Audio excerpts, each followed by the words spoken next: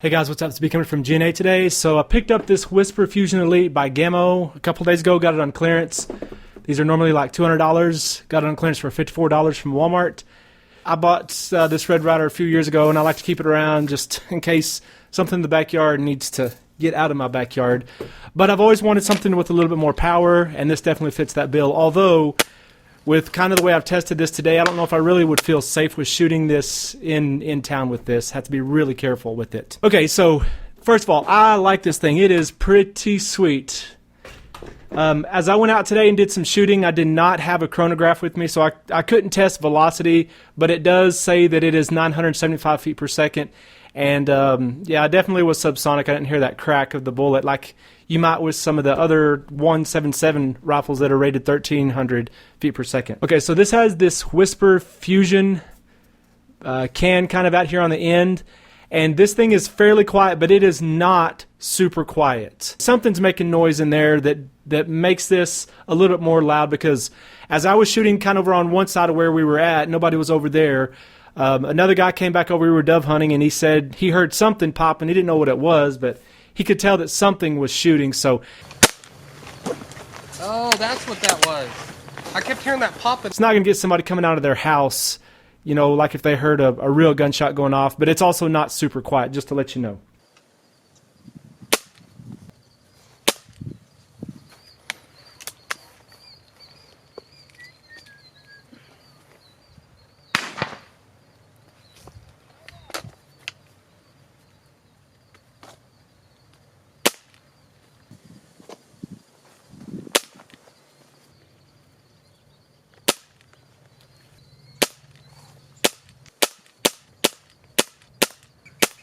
Okay, so as I said, this thing uses what they call the IGT, the Inert Gas Technology gas piston system. So what that is instead of having a spring in here like you normally would with the brake barrel like this, it actually is a pneumatic piston that compresses air and it locks it in place, and then when you pull the trigger it lets that piston loose, and that's what shoots this out. So yeah, this is a brake barrel.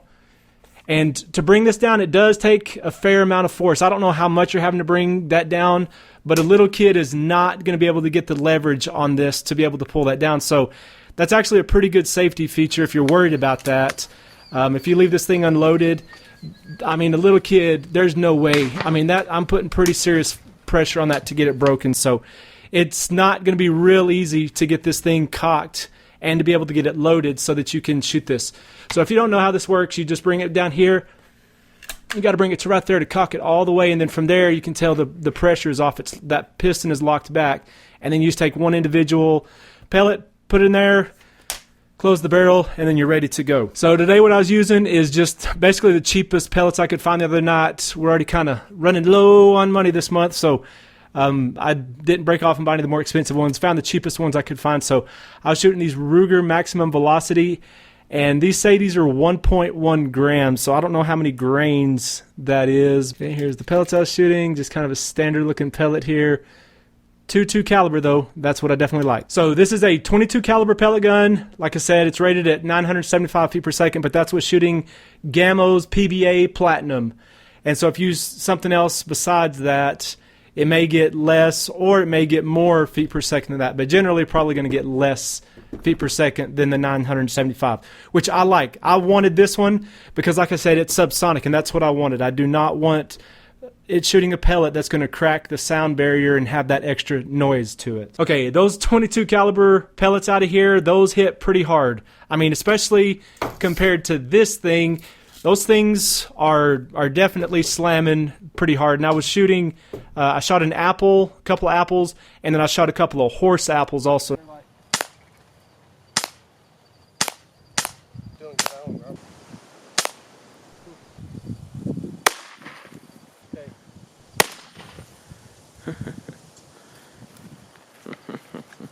Where I was at, there's kind of an orchard there, and so I just picked up an old apple that was on the ground. And this is where one of those pellets hit inside of there, and it may have exited out of there, but I don't think so. Actually, yeah, it probably did. But anyways, I brought this home with me so we could cut it open and see if that pellet is inside of there or not. All right, so let's do this in style. Use a butcher knife here.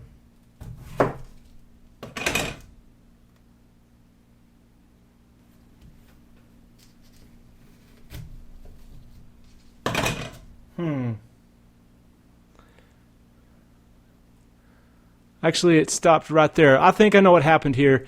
Is as I was shooting at this was the first thing I was shooting at.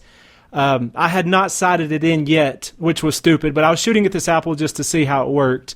And what I was doing is I was hitting way low, and I'll show you that on the the target I was shooting at in a second. But it was shooting way low, and it was hitting down low, and I think this one would happen is it just ended up ricocheting from the ground up into there. So yeah, did not make it very far into that apple at all. So I'm pretty impressed with this thing. At one point I kind of turned and was shooting off in a different direction, and I was shooting at a less steep angle to the ground.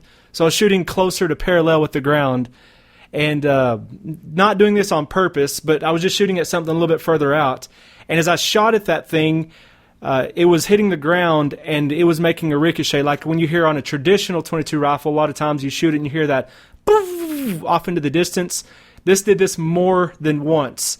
And one of the guys who was kind of behind me, he knew I was shooting the pellet gun, and he heard that, and he said, "Whoa, what's going on with that?" Whoa, is that the pellet gun? I was like, yeah, this thing is more than just a standard pellet gun. This thing is actually shooting with a little bit of force. So he was impressed with that. And I know maybe cheaper pellet guns can do that, but definitely did it more than once. Just one after the other, kept hearing that ricochet off into the distance. Okay, and I wasn't planning on doing this, so I wasn't set up really well. So you'll see in the video, I just had this thing hanging on a tree, basically. And so, anyways, I knew I was shooting low whenever I was shooting at that apple at first. And I was shooting at this vertebra right here, and I hit 2 shots right there. Well, I hit this first shot right here. I adjusted it. I thought I adjusted enough, but I barely did. And the second one hit right here, then I really adjusted it. Just the open sights. I did not put the scope on that thing. But then it came up, and then shooting at this one, I don't remember what order I was in, but I shot these 3 right at that one. And so each of those, I don't know, was probably 3/4 of an inch maybe away from where I was shooting, so pretty good. And this was probably, I don't know, it was pretty close, 15 yards or something like that, just trying to get this thing sighted in. On top of that, I was shooting offhand, and the wind was blowing a little bit, so it wasn't like I was being super precise about it. I was just seeing what I could get. Okay, then I stepped back even further, and then shooting at the eye here, I was hitting all of these right around here, and this was probably at about 25 yards or so.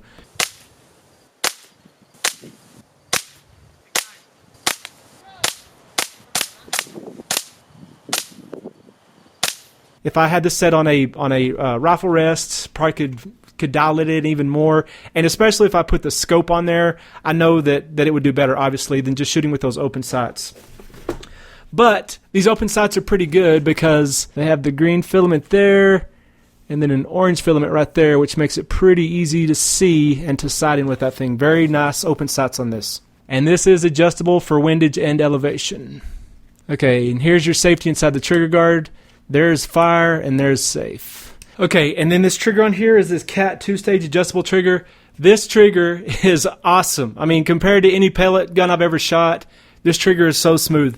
And I looked it up, and it makes sense. Not a wise idea to dry fire piston guns or spring guns like this, because they're relying on that pressure of that pellet to kind of slow the piston down so it doesn't slam as hard, and it kind of gives it a cushion to push against. So I'm not going to dry fire this down here to test how many pounds this is, but this trigger is probably, I don't know, it's light. It's 4 or 5 pounds, I bet.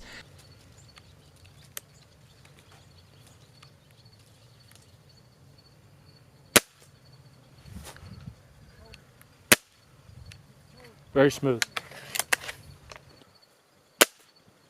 Okay, you got your place on here to mount the scope, and it actually does come with the scope. I just did not mount that thing on here, just didn't have time and was just wanting to test it out. But definitely can mount a scope on there, make this thing even more accurate. Definitely exactly what I was looking for. The only thing that I do wish is that Gamo has a newer one that's kind of basically the exact same thing, but it has a 10-round magazine where you don't have to slide in a pellet every time. You still have to break the barrel, but you don't have to worry about sliding that pellet in every time, which that's definitely the hardest thing to figure out is, you have your little can of pellets, and whenever you break that, then you've got to bring these up, and without spilling them everywhere, you've got to get this one out and stick it in there. I'm sure there's some kind of speed loader that I haven't seen or anything, but just without having that, this does take effort thinking about how am I going to get the pellet out of there without spilling it and having it setting on the ground, and just it's a pain with this. But for the price I got this thing for, $54, like I said, I'm definitely happy with it. This thing is awesome. This is B coming to you from GNA Today, talking about the Whisper Fusion Elite 22 caliber. Thanks for watching.